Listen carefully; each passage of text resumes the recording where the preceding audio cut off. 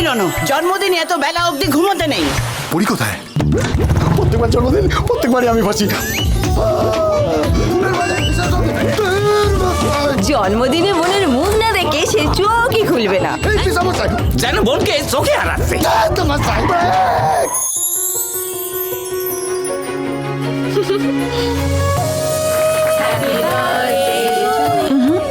আগে মা বাবা। আমার মা বাবা সবই তো তুই। রণ, পরির বিয়ের পর তোর কি হবে? আদরের বোন 8ই নভেম্বর থেকে প্রতিদিন সন্ধে 6টায় সান বাংলায়।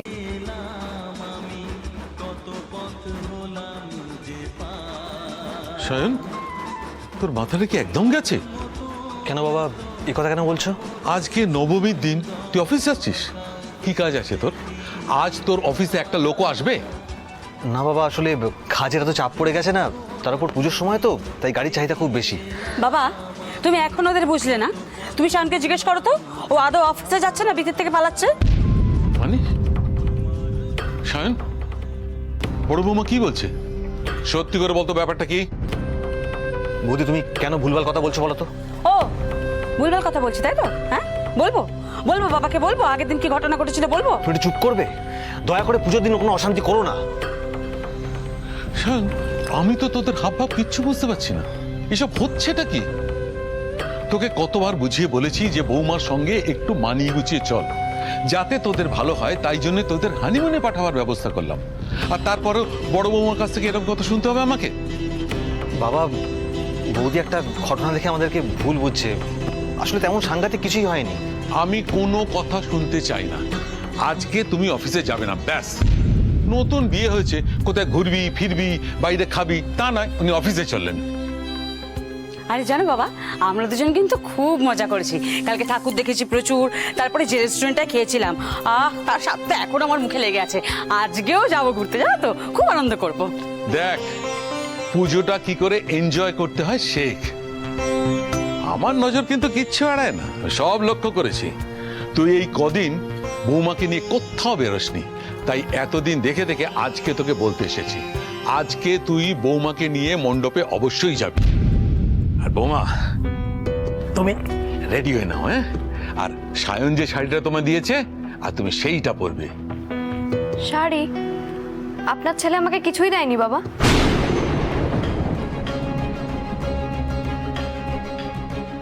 সায়ন, আমি একই কথা শুনছি।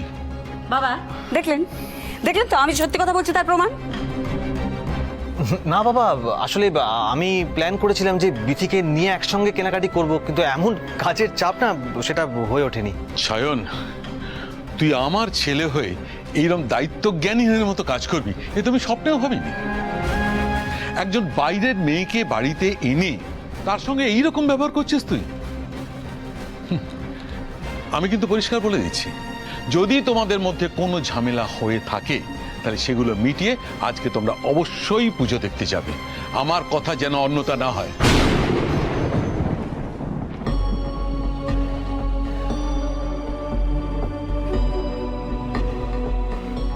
শুনলে তো, এবার বাবার মুখ চেয়ে অন্তত চলো আমরা বেরোই। পুজোয় আনন্দ করার কোনো ইচ্ছে আমার নেই।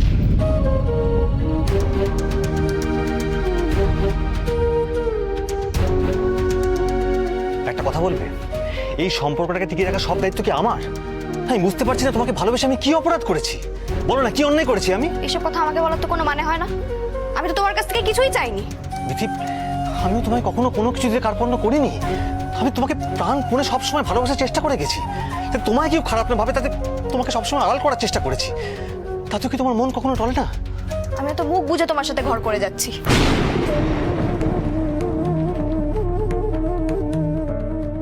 ঘর কর?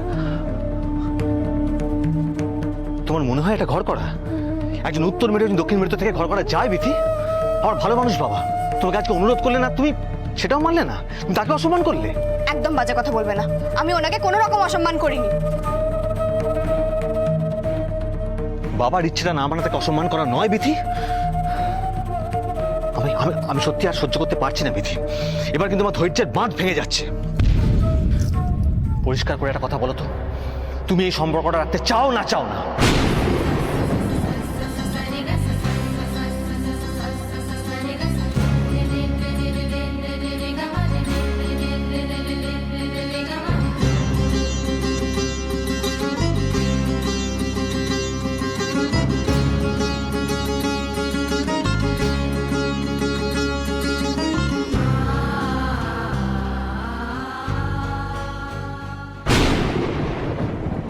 ভেবেছিলাম এক আর হয়ে গেল আর এক। ভেবেছিলাম এই বিয়েটা ছেলেটাকে অন্তত ঠিক পথে নিয়ে আসবে, শুধরে দেবে, কিন্তু আমাদের সেই আশা তো পূর্ণ হবে বলে মনে হচ্ছে না সুষমা। আমি তো সেই ভয়ই পাচ্ছি। ছেলেটার মতিগতি যাতে ফেরে তার জন্য কত কি না করলাম বলো। মৌনব্রত পর্যন্ত পালন করেছি, তাও তো ঠাকুর মুখ তুলে চাইলেন না। কত সুন্দর পরিবার থেকে মেয়েটাকে আনলাম, কত স্বাদ ছিল মনে, কোথা থেকে যে কি হয়ে গেল। আমার তো সমস্ত আশাই আস্তে আস্তে নিভে যাচ্ছে। কিন্তু এই বিয়েটাও যদি ভেঙে যায় না সুষমা, আমি কিন্তু মরেও শান্তি পাবো না, জানো।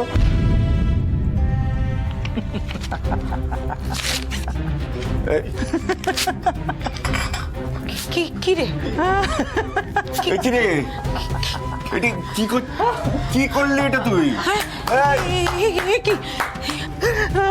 কি রে তুই ছবিটা ওরম ভাবে ছিঁড়ে ফেললি কেন? তোর কি মাথাটা সত্যিই খারাপ হয়ে যাচ্ছে? আরে শুধু মাথা কেন, বুদ্ধিও তো লোপ পেয়েছে। আরে ছবিটা না দেখতে পেলে মন তো আরো ঝামেলা করবে। তোর এই বোকামিগুলো আর কতদিন সহ্য করব? যত শান্তি চাই তত আরো আশা। তোমরা তোমরা সব ব্যাপারে মাথা ঘামানো বন্ধ করো তো। আমার ঝামেলা আমি ঠিক নিজে সামনে নেবো।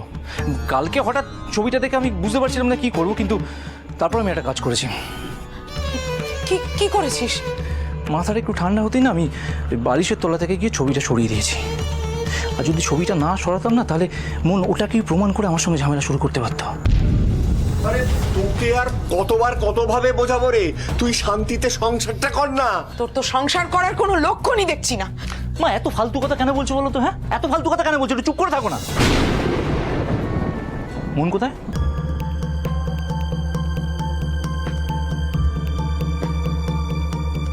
কি হলো? আমার কথা উত্তর দিচ্ছ না কেন? মন কোথায়? আরে কোথায় আবার যাবে, আশেপাশেই আছে কোথাও। এই তুই নিজের কাজ কর তো, আমাকেও কাজ করতে দে। তুমি আমাকে এড়িয়ে যাচ্ছ কেন? হ্যাঁ, আমার কথা উত্তর দিচ্ছ না কেন? মন কোথায় ঠিক করে বলো তো? মন ওই সামনে দোকানে গেছে দুধ আনতে সংসারের প্রয়োজনে। কেন কেন কেন কেন মন আবার বাইরে বেরিয়েছে কেন? আবার বাইরে বেরিয়েছে কেন? ওকে এত বড় সাহস কে দিয়েছে? যখন আমি এতবার করে বলেছি না যেতে বাইরে, তাহলে এত বড় সাহস কি করে পায়? তোমরা নিশ্চয়ই আজ করে দিচ্ছ। হ্যাঁ, আটকাতে পারোনি? না আমি বলেছিলাম তোর বাবাই যাতে যায়, কিন্তু মন শুনলো না। কি মন তোমাদের কথা শুনিনি? হ্যাঁ, ও এত বড় সাহস কি করে পায়? ঠিক আছে, আমি নিজে গিয়ে দেখবো, দেখি ওর সাহস কি। আরে বাবা, ওকে ওর মতো একটু থাকতে দে না, কেন সর্বক্ষণ ফেউয়ের মতো পেছনে পড়ে থাকিস? আরে বাবা গেছে পাশের দোকানে, এক্ষুনি ফিরে চুপ করো তোমরা, একদম চুপ করো, একটা কোনো কথা বলবে না তোমরা। মন কি সাপে 5 পা দেখেছে নাকি? হ্যাঁ, ও যা ইচ্ছে তাই করবে। হ্যাঁ, ও এত বড় সাহস কি করে পায়? মন কি ভেবেছে? হ্যাঁ, আমার আগের বিয়ের কথা জানতে পেরেছে বলে ও কি আমার মাথা কেন নিয়েছে? ও কি ভেবেছে আমাকে জব্দ করবে? আজকে মনকে আমি দেখে নেবো। রবি রবি রবি সপ্তমী থেকে ঝামেলা শুরু হয়েছে, আজ নবমী। ছেলেটা আবার বড়সড় একটা ঝামেলা না বাঁধিয়ে ছাড়বে না। আমাদের সমস্ত আশা ভরসার দশমীতেই না বিসর্জন হয়ে যায় সুষমা।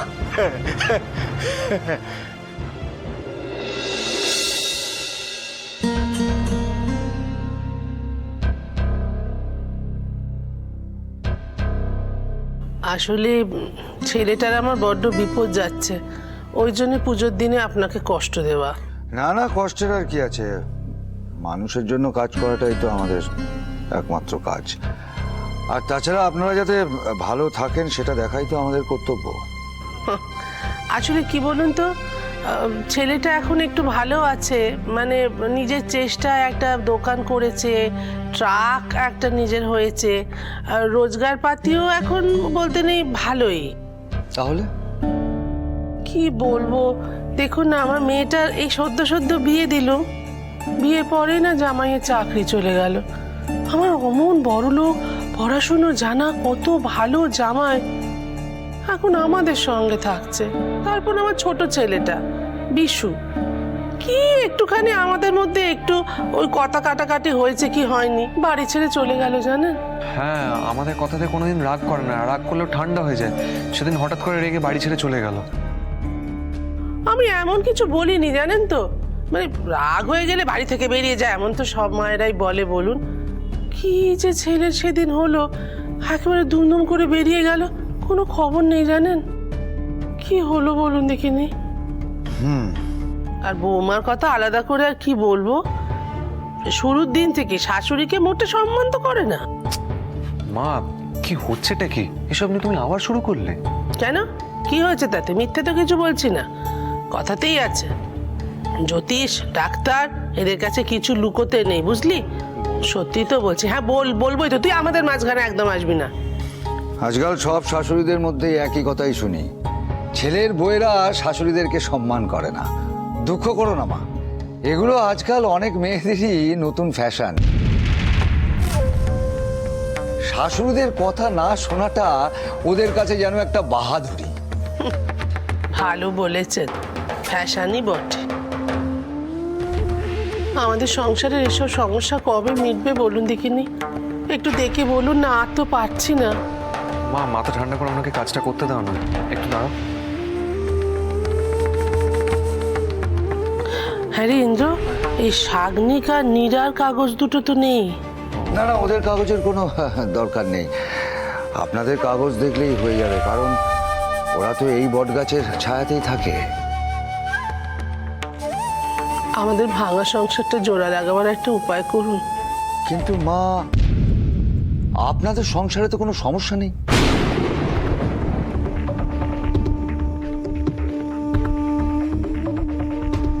হ্যাঁ, নেই।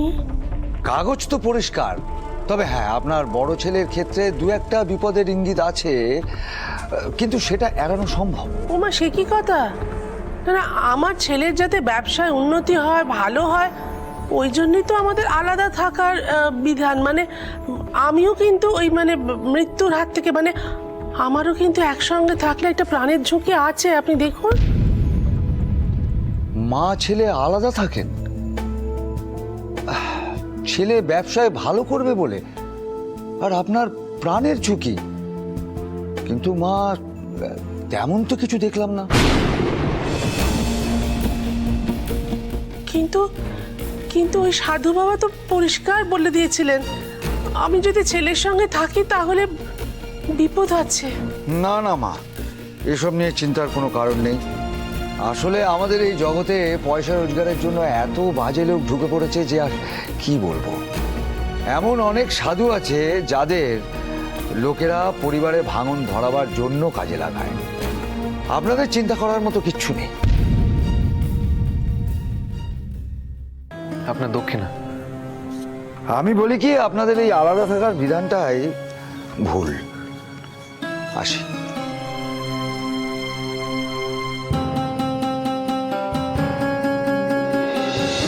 এরকম হলো, নয় নয় করে দুবার আমি মৃত্যুর হাত থেকে ফিরে তো এলুম। তারপরে ইন্দ্র তো ব্যবসায়। আচ্ছা, এই তো, আচ্ছা ইন্দ্র, আমার একটা কথা বল, আমরা যবে থেকে আলাদা আছি, মানে তুই আমি, তবে থেকে তোর ব্যবসায় উন্নতি হচ্ছে না? হ্যাঁ হ্যাঁ, তার মানে আমরা যে আলাদা হচ্ছি, হ্যাঁ, এই তখন থেকেই আমাদের কিন্তু ভালো হচ্ছে। মানে আমি ভালো থাকছি, তুই ভালো থাকছিস। আর এই কথাটাই তো সাধু বাবা আমাদের বলেছিলেন যে আলাদা থাকলে আমাদের ভালো হবে। জানি না মা, আমি কিছু বুঝতে পারছি না, জানো তো। ইন্দ্র, এইসব জিনিস নিয়ে কিন্তু ছেলে খেলা করা ঠিক নয়।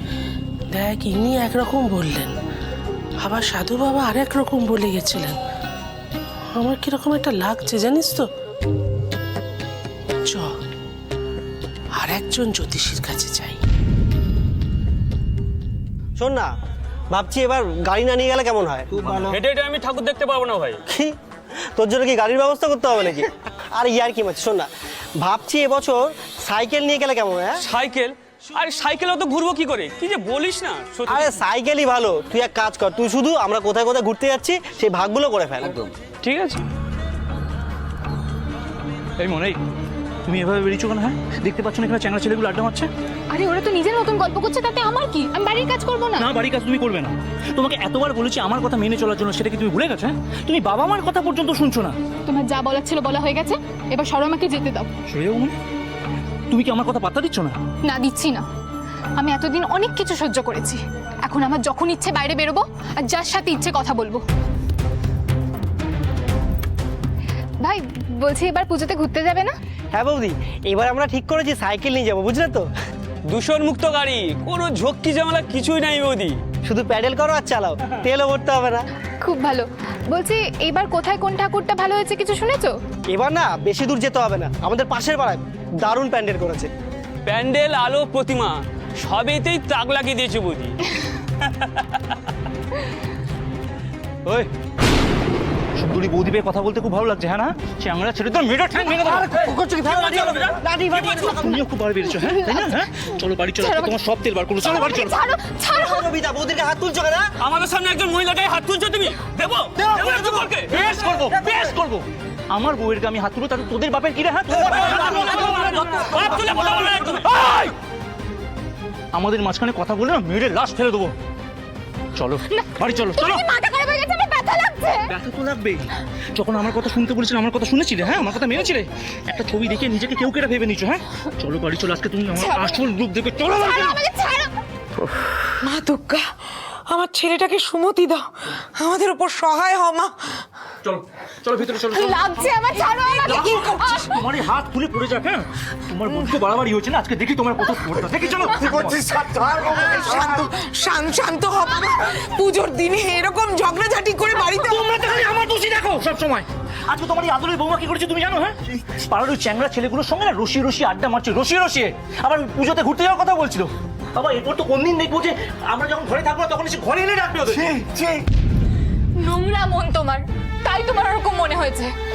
আমি তো ওই ছেলেগুলোকে ভাই বলে কথা বলেছি, আমাদের ভাই বোনের সম্পর্ক হবে, তুমি আমাকে আটকাতে পারবে না। কি বললে? আমি আটকাতে পারবো না? বললো আমি তোমাকে আমি তোমাকে আটকাবোই? হ্যাঁ তুমি হচ্ছে আমার সম্পত্তি, বুঝতে পেরেছো? ওই চ্যাংড়া ছেলেগুলো এসে তোমাকে বোন বলে হালকা করে ছুঁয়ে চলে যাবে, আমি সেটা সহ্য করতে পারবো না। তুমি আমার বউ, তুমি আমি ছাড়া অন্য কেউ তোমার দিকে আর দেখবে না, বুঝতে পেরেছো? যে ছেলে মানুষই করছিস পুজোর দিনে এরকম অশান্তি, একটু শান্ত হও না বাবা। বাবা, পাড়ার ছেলেদের সঙ্গে সুসম্পর্ক রাখলে বিপদে আপদে ওরা কত কাজে লাগে জানো?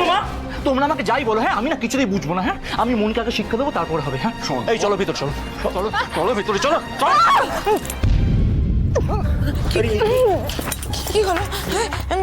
রবি কি হলো? কি রবি হ্যাঁ গো, কি হলো? বৌমা বৌমা মন নির্ঘাত প্রেগনেন্ট। কি হয়েছে বৌমা? তোমার শরীর খারাপ? ওই আগের বারের মতো কোনো পেটের সমস্যা হচ্ছে? আমার মনে হচ্ছে আমি মা হতে চলেছি।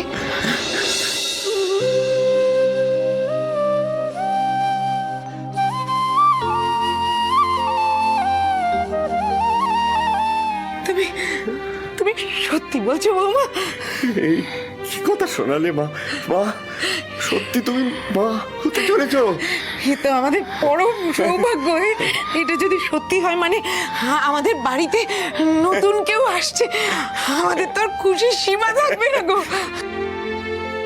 রবি তুই বুঝতে পারছিস বাবা, এখন থেকে তোর দায়িত্ব কতখানি বেড়ে গেল, কতখানি ঠান্ডা মাথায় তোকে চলতে হবে। তোর বাবা একদম ঠিক কথা বলেছে, এই অবস্থায় বৌমার সঙ্গে তুই একদম ঝামেলা করবি না। হ্যাঁ বাবা, হ্যাঁ একদম ঠিক। হ্যাঁ তাহলে তো এখন থেকে আমার দুটো সম্পত্তি বলো। হ্যাঁ একদিকে মন, আরেকদিকে আমার বাচ্চা। হ্যাঁ একদম ঠিক কথা বলেছো তোমরা, আমার দায়িত্ব তো এখন দ্বিগুণ হয়ে গেল। হ্যাঁ দ্বিগুণ। কিন্তু বাবা একটা জিনিস তো মুশকিল হয়ে গেল। হ্যাঁ আমার তো আজকে একটা নিমন্ত্রণ রয়েছে, আমাকে তো সেখানে যেতে হবে, ব্যবসার কাজ আমি নাও করতে পারবো না। কিন্তু ততক্ষণ আমার সম্পত্তিকে সামলাবে। হ্যাঁ এসব কি বলছিস তুই রবি? মানে আমরা তো আছি, আমরা কি মরে গেছি নাকি? তোমরা? হ্যাঁ তোমাদেরকে না আমি একটু ভরসা করি না, তোমাদের দুজনকে না আমি একটু ভরসা করি না। এমন চলো তো, চলো চলো চলো রবি ছাড়ো না, ছাড়ো। রবি কি বললাম তোকে এক্ষুনি? এখন তোকে বৌমার আরো বেশি যত্ন নিতে হবে। কি রে, আমাদের কথা তোর কানে যাচ্ছে না? আমি ওদের কোনো কথা শুনতে চাই না। ছেড়ে দে ওকে। তোমরা কেন বুঝতে পারছো না? আমি নয় ওকে পেটের বাচ্চার জন্য ছেড়ে দিলাম, কিন্তু ওকে আমি এইভাবে খোলা রেখে যেতে পারবো না। লাগছে আমার। বড্ড বাড়াবাড়ি করছিস তুই রবি, যত ভাবি তোকে কিছু বলবো না, তুই মাথায় চড়ে যাচ্ছিস। ছেড়ে দে বৌমাকে। বাবা তুমি যদি আমাকে বাধা দিতে আসো, আমি কিন্তু তোমার গায়ে হাত তুলতে বাধ্য হবো।